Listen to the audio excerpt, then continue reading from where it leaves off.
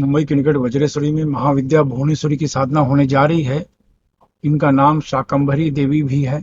संतान प्राप्ति व मनपसंद साथी की प्राप्ति के साथ ही हर तरह का सुख ऐश्वर्य प्रदान करती है। 10 महाविद्या में से ये माता सबसे प्रसन्न होने वाली माता मानी जाती हैं। इनकी साधना से मनुष्य के सभी पाप नष्ट होकर हर तरह की मनोकामना पूर्ण होती है। इनकी कृपा से मनुष्य तेजी से तरक्की करता है, शत्रु पर विजय प्राप्त करता है, सांसारिक जीवन में आने वाली या भौतिक जीवन में आने वाली सभी प्रकार की समस्या का समाधान होता है तथा चारों दिशाओं से धन की रुकावट दूर होकर एक प्रकार का शत्रु से बचाव होता है। धन वृद्धि के स्रोत बढ़ने शुरू हो जाते हैं। नौकरी, व्यापार, दुकान धंधे में तरक्की के साथ हर तरह का क्लेश विवाद शांत होकर पारिवारिक शांति मिलनी शुरू हो जाती है। इसमें भाग लेने के 2 तरीके हैं। एक तो शिविर में आकर आप साधना में भाग ले सकते हैं, दूसरा आप ऑनलाइन भाग ले सकते हैं। अगर आप भाग लेना चाहते हैं तो नीचे डिस्क्रिप्शन में लिंक दिया है, वहां से फॉर्म भरकर आप इस शिविर में शामिल हो सकते हैं। मुंबई के निकट माता बगलामुखी का भव्य मंदिर का निर्माण होने जा रहा है। इसमें आपके सहयोग की आवश्यकता है।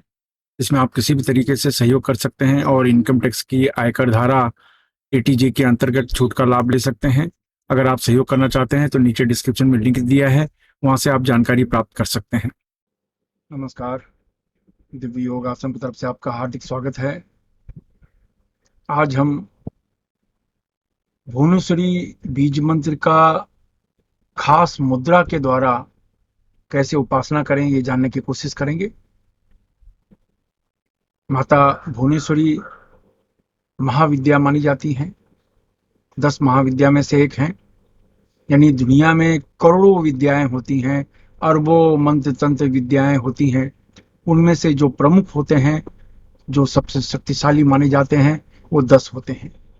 10 में से एक महाविद्या का नाम है भुवनेश्वरी माता। इनकी आराधना अपने आप में सब कुछ प्राप्त करने की बात मानी जाती है। कहने के मतलब है, अगर आप इनकी आराधना के बारे में सोचते भी हो तो इसका मतलब है कहीं न कहीं माता ये चाह रही हैं कि आप इनकी आराधना करो। माता की मर्जी होगी तभी आप इनकी आराधना पूजा कर सकते हैं। तो आज हम बात करेंगे भुवनेश्वरी बीज मंत्र की। भुवनेश्वरी बीज मंत्र सामान्यतः सभी लोग जानते हैं। इनके जो बीज मंत्र है ह्रीम होता है, HREEM, ह्रीम। कुछ लोग ह्रीम भी कहते हैं, कुछ लोग ह्रींग कहते हैं, यानी मकार भी लगाते हैं और गकार भी लगाते हैं। दोनों अपनी जगह पर सही है। आप मकार भी लगा सकते हैं और गकार भी लगा सकते हैं, यानी ह्रीम ह्रीम ह्रीम ह्रीम या ह्रींग ह्रींग ह्रींग, दोनों में से कोई भी। तो कहने का मतलब है ह्रीम के ऊपर, ह्रीम बीज मंत्र माना जाता है। कहते हैं ना कि आम का बीज छोटा सा होता है लेकिन इसके ऊपर एक विशाल पेड़ समाया रहता है। तो इसी तरीके से बहुत ही तीनों लोकों की स्वामिनी भुवनेश्वरी का जो बीज मंत्र है बहुत छोटा बीज मंत्र होता है, लेकिन इनकी उपासना करने वाला, इनकी आराधना करने वाला, इनकी साधना करने वाले को जीवन में हर तरह का सुख मिलता है। इसके बारे में कहा गया है कि जो बीज मंत्र की उपासना करता है उसका सभी तरीके की मनोकामना पूर्ण हो जाती है। विवाहित जीवन में आने वाली अड़चने हैं उनका समाधान होता है। पुत्र से संबंधित कोई अड़चने हैं उनका समाधान होता है। पुत्र गलत दिशा में जा रहा है उसका समाधान होता है। धन से संबंधित जो आर्थिक रुकावटें हैं उनका समाधान होता है।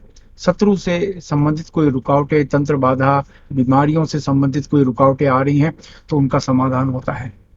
और मेन बात यह है कि हमें एक प्रकार का मोक्ष प्राप्त होता है। मन में सहनशीलता बढ़ती है, गुस्सा, तनाव, चिड़चिड़पना ये धीरे धीरे कम होना शुरू हो जाता है और एक सात्विक मन होना शुरू हो जाता है। क्योंकि तामसिकता इतनी बढ़ जाती है मनुष्य के शरीर में, मनुष्य के मन में इस कलयुग में, तो वो अपने आप ही आने वाली अड़चनों में रुकावट पैदा कर देता है। लेकिन अगर आपके मन में सात्विक भावना बढ़नी शुरू हो जाएगी तो आने वाली रुकावटें भी कम हो जाती है, क्योंकि इससे आपका मनोबल बहुत तेजी से बढ़ना शुरू हो जाता है। तो ये बहुत तेजी से काम करता है। और इसके अलावा कोई आप साधना कर रहे हैं, कोई आप सिद्धि ले रहे हैं, तो वो सिद्धि प्रदान करने में भुवनेश्वरी माता की कृपा बहुत जरूरी मानी जाती है। तो आज हम चर्चा करेंगे माता भुवनेश्वरी का जो बीज मंत्र है, ह्रीम को खास तरीके से उनकी उपासना करना और खास मुद्रा के द्वारा इनकी उपासना करना, इसके बारे में आज चर्चा करेंगे। तो हम करें क्या? ढेर ढाले वस्त्र पहनकर शांत कमरे में बैठ जाएं। जमीन पर नहीं बैठ सकते तो किसी कुर्सी पर या सोफे पर शांत होकर बैठ जाएं। याद रखें, बिस्तर में ना बैठे। आप इंटरनेट से सामने माता भुवनेश्वरी का चित्र निकाल लें, फोटो निकाल लें, फ्रेम करके चाहिए तो अपने सामने रखें। लाल कपड़ा बिछा लें, उसके ऊपर माता भुवनेश्वरी की फोटो रखें, सामने बैठ जाएं। अगर जमीन में बैठना चाहते हैं तो नीचे लाल कपड़ा बिछा लें, वहां पर बैठ जाएं। और ये बैठने के बाद आपको भुवनेश्वरी मुद्रा लगानी है। भुवनेश्वरी मुद्रा मैं आपको पहले भी एक बार बता चुका हूँ। देखिए, ये इस तरीके से ये भुवनेश्वरी मुद्रा होती है। आसान है, ये देख रहे हैं ये, लेकिन ये आगे चक्र में लगाई जाती है। कुछ लोग सिर में लगाते हैं तो वो थोड़ा गलत है। आपको आगे चक्र में भुवनेश्वरी मुद्रा लगानी चाहिए। तो ये आगे चक्र है, यहाँ पर भुवनेश्वरी मुद्रा लगाए। देख ली मुद्रा क्या होती है। ये मुद्रा है। इस तरीके से मुद्रा लगाएं, सिंपल है। ये मुद्रा लगाएं इस तरीके से आगे चक्र पर। आगे चक्र मुद्रा लगा के आगे चक्र पर ही ध्यान देकर 10 बार आपको प्राणायाम करना है, यानी ऐसे।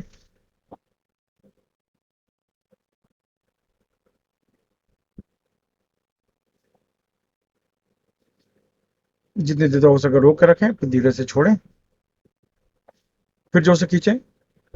इस तरीके से आपको 10 बार आप प्राणायाम करना है। ये मुद्रा लगा के, याद रखिए, ये मुद्रा लगा के 10 बार प्राणायाम करना है। 10 बार प्राणायाम करने के बाद यही मुद्रा लगाकर इसी तरीके से, आपके हाथों में दर्द होगा लेकिन फिर भी यही मुद्रा लगाकर आपको 5 से 10 मिनट तक ह्रीम बीज मंत्र का जाप करना है। ह्रीम बीज मंत्र यानी ऐसे, ये देखिए, ये मैंने मुद्रा लगाई, 10 बार प्राणायाम किया, उसके बाद मैंने आंख बंद करके ह्रीम ह्रीम ह्रीम ह्रीम ह्रीम ह्रीम ह्रीम उपांशु जाप। उपांशु जाप का मतलब है धीमी आवाज में, जोर से बिल्कुल नहीं, और न मन से जाप करना है। ऊँट आपके हिलते रहने चाहिए, धीमी धीमी आवाज आती रहनी चाहिए, बस। मैं फिर भी जोर से बोल रहा हूँ। तो इस तरीके से आपको धीमी आवाज में बोलना है।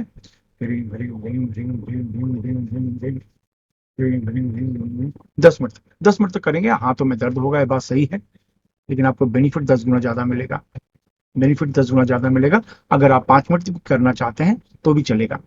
तो 5 से 10 मिनट तक ये अभ्यास, ये मुद्रा लगा के रीम रीम रीम रीम रीम रीम रीम रीम। अब ये अभ्यास आपको कम से कम 11 दिन या 21 दिन तक करना है।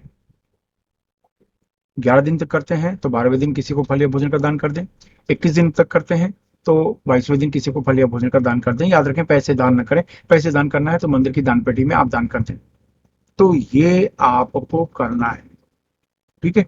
अब ये जब करते हैं तो आपको जहां 2 दिन 3 दिन 4 दिन ऐसा हुआ तो आपको ऐसा लगेगा कि जैसे शरीर में, मन में कुछ बदलाव आ रहा है। ये बदलाव कहते हैं ना, सात्विक भावना का होता है। हमारे अंदर के जो नेगेटिव संस्कार होते हैं, कुछ खराबियां होती हैं, बुराइयां होती हैं, तामसिक विचार होते हैं, वासनात्मक विचार होते हैं, ये धीरे धीरे न्यूट्रल होने शुरू हो जाते हैं, कम होने शुरू हो जाते हैं, नष्ट होने शुरू हो जाते हैं, और उसकी जगह सात्विक विचार आते हैं। पहले छोटी छोटी बातों पर आपको गुस्सा आ जाया करता था, अब उसकी जगह पर मन शांत होना शुरू हो जाता है। जब मन शांत होता है तब नए नए आइडियाज आते हैं, क्रिएटिव आइडियाज आते हैं, काम धंधे में मन लगता है, सही सही निर्णय आप ले पाते हैं। और मन तनाव में रहेगा, टेंशन में रहेगा, तो कोई भी निर्णय आप सही नहीं ले पाएंगे और उससे नुकसान के सिवा कुछ नहीं मिलेगा। तो आपको हर तरीके से लाभ मिलता है। पारिवारिक शांति ये मिलनी शुरू हो जाती है, और आत्मा, और कहते हैं आत्मा तृप्त हो जाती है इस तरह की अभ्यास करने से। और माता की कृपा आपके ऊपर बनी रहती है। इसके अलावा कोई आप पूजा कर रहे हैं, साधना कर रहे हैं, उपासना करने जा रहे हैं, तो उसमें सफलता का प्रतिशत है ये बढ़ जाता है। अब प्रश्न होता है, इसे कौन कर सकता है? 18 वर्ष के ऊपर कोई भी व्यक्ति, स्त्री पुरुष, इसकी साधना कर सकता है। और महिलाएं हैं, मासिक धर्म में 3 से 5 दिन का उनका गैप हो जाएगा। 3 से 5 दिन गैप करने के बाद आगे कंटिन्यू कर सकती हैं, तो उनकी साधना खंडित नहीं होती। लेकिन पुरुष एक दिन भी गैप नहीं कर सकता। अगर वो गैप करता है तो उसकी साधना खंडित हो जाएगी। इस तरीके से अगर आप शादीशुदा हैं तो आप 21 दिन की साधना कर रहे हैं, तो हफ्ते में एक बार आप संबंध रख सकते हैं, तो ब्रह्मचर्य टूटता नहीं है, यानी आपका ब्रह्मचर्य खंडित नहीं होता जो शादीशुदा है। ये एक है। अब दिशा की चर्चा करते हैं। तो ईस्ट और वेस्ट, पूरब और पश्चिम, ये दिशा आपके लिए शुभ मानी जाती है। जब आप बीज मंत्र का जाप करें, यानी इस तरफ आपका मुख होना चाहिए।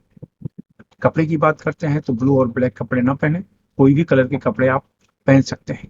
आसन लाल आसन होना चाहिए, ये एक खास बात है।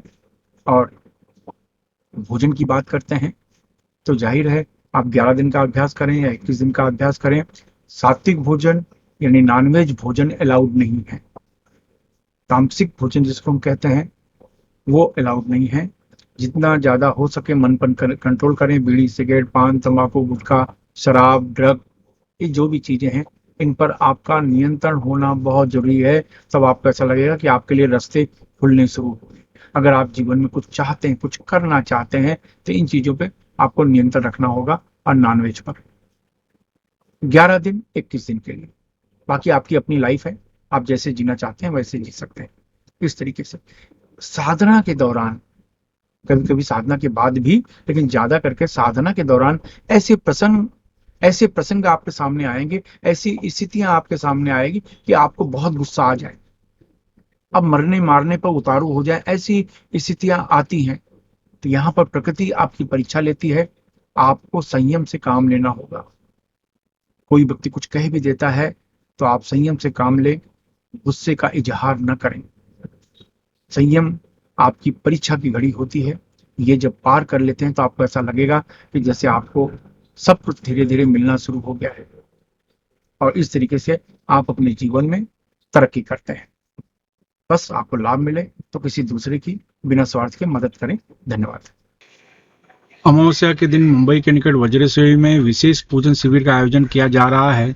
जिन लोगों की कुंडली में आश्लेषा, मूल, अश्विनी, मघा, रेवती या ज्येष्ठा नक्षत्र हैं, तो ये पित्त दोष या मूल दोष माना जाता है। ऐसे लोगों को नजर, तंत्र बाधा, शत्रु बाधा, शादी ब्याह में अड़चने, संतान की समस्या, इस तरह की अड़चने आती हैं। ऐसे लोगों को इस शिविर में अवश्य भाग लेना चाहिए। आप इस शिविर में प्रत्यक्ष आकर या ऑनलाइन भी भाग ले सकते हैं। इसके लिए नीचे डिस्क्रिप्शन में लिंक दिया है, वहां से फॉर्म भरकर आप रजिस्ट्रेशन करवा सकते हैं।